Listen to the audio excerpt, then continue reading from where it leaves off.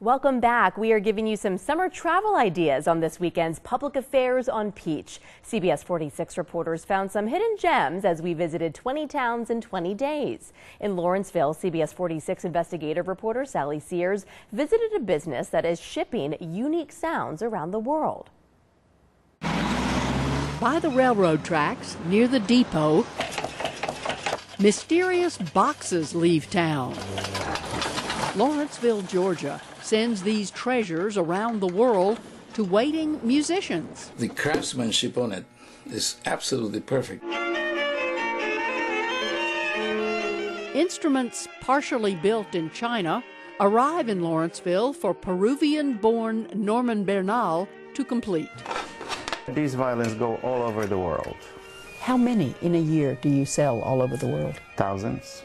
Violas, basses, cellos hang in the air, gleaming an old-world glow of honeyed wood. But not all is old. New World customers are buying instrument cases with new designs from Polish émigré Ziggy Zoltasek. The cases were just boring. Yeah? They were just square, black. This one is lime. It's shaped like a cello case, and it has wheels.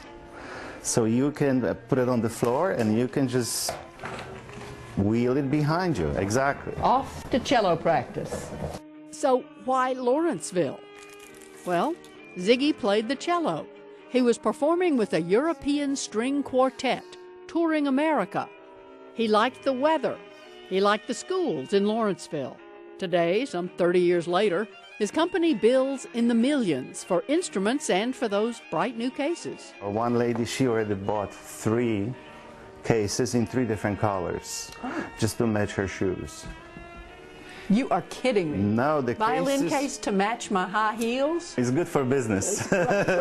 So just when you think you know a place, discover something new. In Lawrenceville, I'm Sally Sears. CBS 46 investigates. CBS 46's Mike Dunstan traveled to Dallas, Georgia in Paulding County. He found a hidden gem on the main drag that's been rejuvenated and reincarnated many times. The Dallas Theater has 569 seats. There's a balcony and a main house. And theater director Emily Shipp says it's also had many lives. The Dallas Theater was opened originally in 1927. The original owner, Wendell Welch, built it as a movie house. It stayed open until the mid-40s where it actually burned down. Later 40s, the theater was rebuilt and reopened and stayed opened until the mid-60s when it was closed down and used as office space. During that time, all of the original fixtures, for the most part, were removed and taken away. Fast forward to 1999 when the city took another look at the building, eyeing it to help revitalize its downtown. The daughter of Wendell lives here locally, and she and her husband sold the theater to the city of Dallas and were able to offer up the original blueprints from the theater. So when the theater was refurbished, it was actually done up with the identical fixtures and look with that Art Deco feel. About 6 years ago, Hollywood came here to the Dallas Theater to film scenes from this movie, A Joyful Noise, with actors Queen Latifah, Dolly Parton, Chris Christopherson, and Keke Palmer. They did not change the interior at all. They kept it the same, and the house itself was actually filled with a lot of our local residents who were able to be extras in the film. And there's a lot that happens on this stage, from year-round theater education programs to concerts to comedy shows to musicals. Even weddings happen here.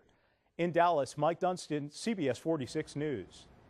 Our next hidden gem is a young antiquing entrepreneur who CBS 46's Kim Passoff found in Forsyth County.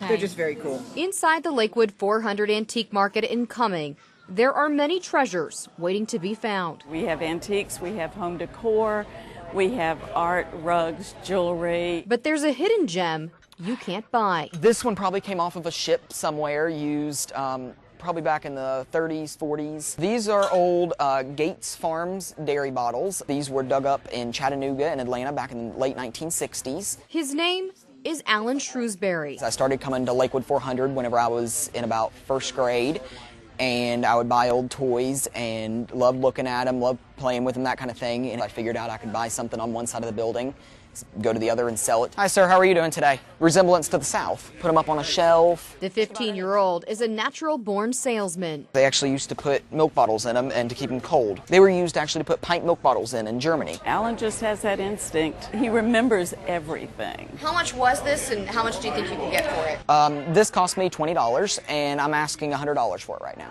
He operates 8 booths here. From the 1950s and 1960s. When he came up to me to help me, I was kind of looking around. I thought he was somebody's son. I didn't really realize he was the owner. Is this your first time here? You looking for anything specific? He started with just one in 6th grade. He walked up to me one day and said, Miss Spivey, I would like to talk with you about getting a booth. And I said, all right. And I ended up doing over $1,000 in sales that weekend. And he was 12 at the time. I could look down on him. Now I look up at him. And just as Alan has grown, so has his business. We actually have different colors. Well, let me know if I can help you out with anything. Last year we grossed around $120,000, and this year we're looking at sales being around $200,000. He dropped out of traditional school and goes to class online, so he can spend his days at estate sales and picking through old barns. This is an old 1960s truck tailgate. I pulled it out of a junkyard located up in Commerce, Georgia. So what does the 15-year-old do with all of the money that he makes? I've always gave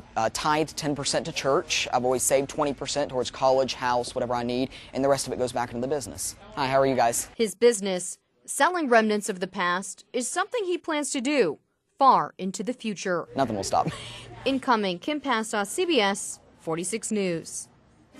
We have a couple more stops as we visit 20 towns in 20 days, including a place in Douglasville you need to make time for.